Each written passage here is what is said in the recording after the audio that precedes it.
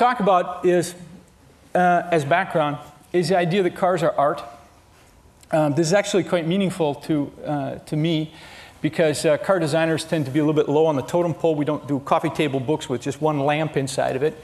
And cars are thought so much as a product that it's a little bit difficult to get into the aesthetic side under the same sort of terminology that one would discuss art. And so cars as art brings it into an emotional plane, if you accept that you have to deal with on the same level you would with art with a capital A. Now, at this point, you're going to see a picture of Michelangelo. Okay. This is completely different than automobiles. Automobiles are self-moving things, right? Elevators are automobiles. And they're not very emotional. They solve a purpose.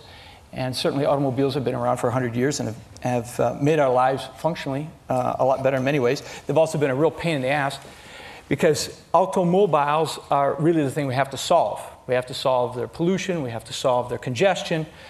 But that's not what interests me in this speech. What interests me in this speech is cars. Automobiles may be what you use, but cars are what we are in many ways.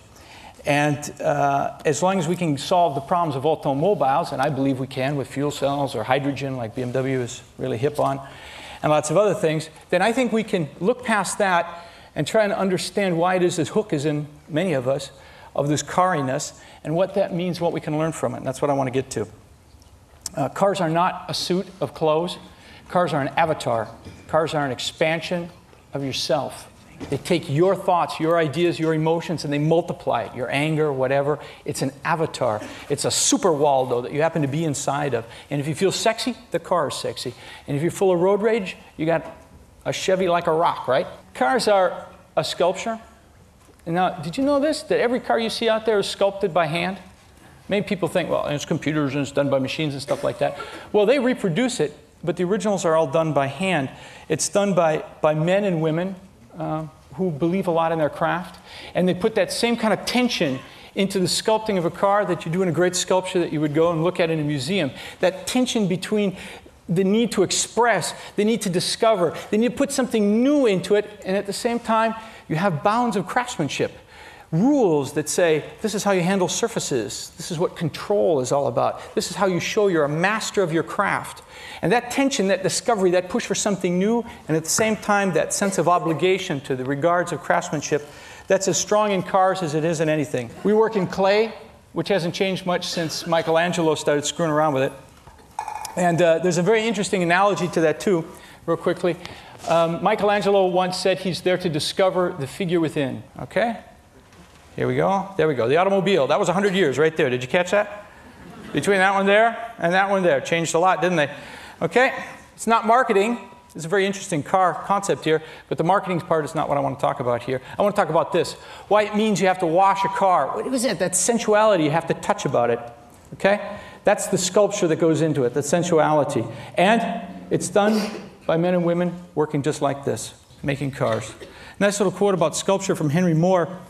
I believe that that pressure within that Moore is talking about, at least when it comes to cars, comes right back to this idea of the meme. It's that will to live, that need to survive, to express itself that comes in a car and takes over people like me, and we tell other people, do this, do this, do this, until this thing comes alive. We are completely infected. And beauty can be the result of this infectiousness. It's quite wonderful. This sculpture is, of course, at the heart of all of it, and it really what puts the craftsmanship into our cars. And it's not a whole lot different, really, when they're working like this than when somebody works like this. Okay? It's that same kind of commitment, that same kind of beauty. Now I get to the point. I want to talk about cars as art. Art, in the Platonic sense, is truth, it's beauty, and love. Now, this is really where designers in car business diverge from the engineers. We don't really have a problem talking about love. We don't have a problem talking about truth or beauty in that sense. That's what we're searching for. When we're working our craft, we are really trying to find that truth out there. We're not trying to find vanity and beauty. We're trying to find the beauty in the truth. However, engineers tend to look at things a little bit more Newtonian instead of this quantum approach. We're dealing with irrationalisms and we're dealing with paradoxes that we admit exist. And the engineers tend to look at things a little bit more like 2 and 2 is 4, and if he gets 4.0, it's better, and 4.000 is even better. And that sometimes leads to a bit of a divergence in why we're doing what we're doing. We've pretty much accepted the fact, though, that we are the women in the organization of BMW. BMW is a very manly type business. Men, it's engineers, right? And we're kind of the female side to that. So, okay, that's cool. You go off and be manly. We're going to be a little bit more female. Because what we're interested in is finding form that's more than just a function. We're interested in finding beauty that's more than just an aesthetic. It's really a truth. And I think this idea of soul as being the heart of great cars is very applicable. You all know it. You know a car when you've seen it with soul. You know how strong this is. Well, this experience of love and the experience of design, to me, are interchangeable. And now I'm coming to my story. I discovered something about love and design through a project called Deep Blue. And first of all, you have to go with me for a second and say, you know, you could take the word love out of a lot of things in our society, put the word design in, and it still works. Like this quote here, you know, kind of works, you know. You can understand that. It works in truisms. All's fair in design and war, right? Certainly we live in a competitive society. I think this one here, this is a pop song that really describes Philip Stark for me. You know, this is like puppy love, you know? This is cool, right? Wow, little toothbrush, cool, right? It really only gets serious when you look at something like this, okay? This is one substitution that I believe all of us in design management are guilty of. And this idea that there is more to love, more to design, when it gets down to your neighbor, your other. It can be physical like this, and maybe in the future it will be. But right now, it's in dealing with our own people, our own teams who are doing the creating. So, to my story. The idea of people work is what we work with here. And I have to make a bond with my designers when we're creating BMWs. We have to have a shared intimacy, a shared vision. That means we have to work as one family. We have to understand ourselves that way. There's good times, there's interesting times, and there's some stress times too. You want to do cars, you got to go outside. You got to do cars in the rain, you got to do cars in the snow. That's, by the way, is a presentation we made to our board of directors. We haul their butts out in the snow too. Right? You want to know cars outside? Well, you got to stand outside to do this. And because these are artists, they have very artistic temperaments. All right? Now, one thing about art is discovery, and art is discovering yourself through your art. All right? And one thing about cars is we're all a little bit like Pygmalion. We are completely in love with our own creations. This is one of my favorite paintings. It really describes our relationship with cars. This is sick beyond belief. But because of this, the intimacy with which we work together as a team takes on a new dimension, a new meaning. We have a shared center. We have a shared focus. That car stays at the middle of all our relationships. And it's my job in the competitive process to narrow this down. Heard today about Joseph's death genes that have to go in and kill cell reproduction. You know, that's what I have to do sometimes. We start out with 10 cars, we narrow it down to 5 cars, down to 3 cars, down to 2 cars, down to 1 car, and I'm in the middle of that killing, basically, someone's love, someone's baby. This is very difficult, and you have to have a bond with your team that permits you to do this, because their life is wrapped up in that too. They've got that gene infected in them as well, and they want that to live more than anything else. Well, this project Deep Blue put me in contact with my team in a way that I never expected, and I want to pass it on to you because I want you to reflect on this perhaps in your own relationships. We wanted to do a car which was a complete leap of faith for BMW. We wanted to do a team which was so removed from the way we'd done it that I only had a phone number that connected me to them. And so what we did was, instead of having a staff of artists that are just your wrist, we decided to free up a team of creative designers and engineers to find out what's the successor to the SUV phenomenon in America. This is 1996 we did this project. And so we sent them off with this team name, Deep Blue. Now, many people know Deep Blue from IBM. We actually stole it from them because we figured if anybody read our faxes, they'd think we're talking about computers. Turned out it was quite clever because Deep Blue in a company like BMW has a hook. Deep Blue, wow, cool name. So people get wrapped up in it. And we took a team of designers and we sent them off to America and we gave them a budget, what we thought was a set of deliverables, a timetable, and nothing else. Like I said, I just had a phone number that connected me to them.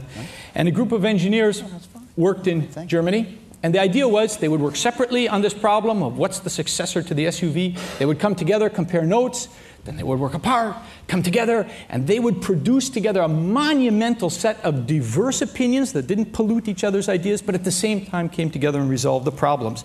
Hopefully, really understand the customer at its heart, where the customer is, live with them in America. So, sent the team off, and actually something different happened. They went other places. They disappeared, quite honestly, and all I got was postcards. Now, I got some postcards of these guys in Las Vegas, and I got some postcards of these guys in the Grand Canyon, and I got these postcards of Niagara Falls, and pretty soon they're in New York, and I don't know where else. And I'm telling myself, this is going to be a great car. They're doing research that I've never even thought about before, right? And they decided that instead of like having a studio and 6 or 7 apartments, it was cheaper to rent Elizabeth Taylor's ex-house in Malibu.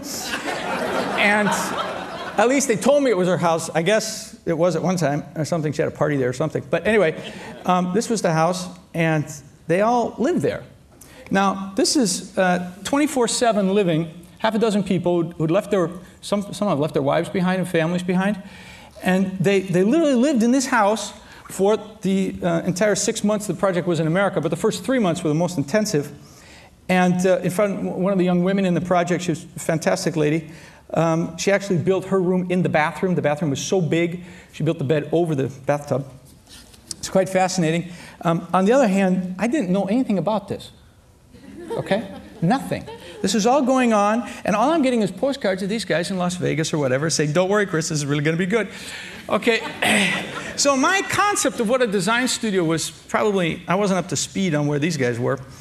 However, the engineers back in Munich had taken on this kind of Newtonian solution, and they were, trying to find how many cup holders can dance on the head of a pin, and these really serious questions that are confronting the modern consumer.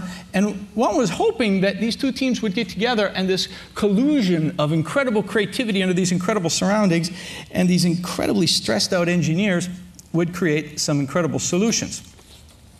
Well, what I didn't know was, and what we found out was, these guys, they can't even talk to each other under those conditions. You get a divergence of Newtonian quantum thinking at that point. You have a split in your dialogue that is so deep and is so far that they cannot bring this together at all. And so we had our first meeting after 3 months in Tiburon, which is just up the road from here. You guys know Tiburon? And the idea was, after the first 3 months of this independent research, they would present it all to Dr. Gershel, who is now my boss. At that time, he was my co-mentor on the project. And they would present their results. We would see where we were going. We would see the first indication of what could be the successive phenomenon to the SUV in America. And so I had these ideas in my head that this is going to be great. I mean, I'm going to see so much work. It's so intense. I know probably Las Vegas meant a lot about it, and I'm not really sure where the Grand Canyon came in either, but somehow, all this is going to come together, and I'm going to see some really great product. So we went to Tiburon after 3 months, and the team had gotten together the week before, many days ahead of time. The engineers flew over, and the designers got together with them, and they put their presentation together. Well, it turns out that the engineers hadn't done anything. And they hadn't done anything because, kind of like in car business, engineers are there to solve problems. And we were asking them to create a problem. And the engineers were waiting for the designers to say, this is the problem that we've created, now help us solve it. And they couldn't talk about it. So what happened was, the engineers showed up with nothing. And the engineers told the designers, if you go in with all your stuff, we'll walk out. We'll walk right out of the project. So I didn't know any of this, and we got a presentation that had an agenda that looked like this. There was a whole lot of dialogue. We spent 4 hours being told all about vocabulary that needs to be built between engineers and designers. And here I'm expecting at any moment, okay, they're going to turn the page, and I'm going to see the cars, I'm going to see the sketches, I'm going to see maybe some idea of where it's going. dialogue kept on going with mental maps of words. And pretty soon it was becoming obvious that instead of being dazzled with brilliance, I was seriously being baffled with bullshit. And if you can imagine what this is like to have these months of postcard indication of how great this team is working, and they're out there spending all this money, and they're learning, and they're doing all this stuff, I went fucking ballistic, right? I went nuts. You can probably remember Tiburon used to look like this. After 4 hours of this, I stood up and I took this team apart. I screamed at them. I yelled at them. The hell are you doing? You're letting me down. You're my designers. You're supposed to be the creative ones. What the hell is going on around here? It was probably one of my better tirades. I have some good ones, but this was probably one of my better ones. And I went into these people. How could they take BMW's money? How could they have a holiday for 3 months and produce nothing? Nothing. Because, of course, they didn't tell us that they had 3 station wagons full of drawings, model concepts, the pictures, everything I wanted, they'd locked up in the cars because they'd shown solidarity with the engineers, and they decided not to show me anything in order to give the chance for problem solving a chance to start, because they hadn't realized, of course, that they couldn't do problem creating. So we went to lunch, and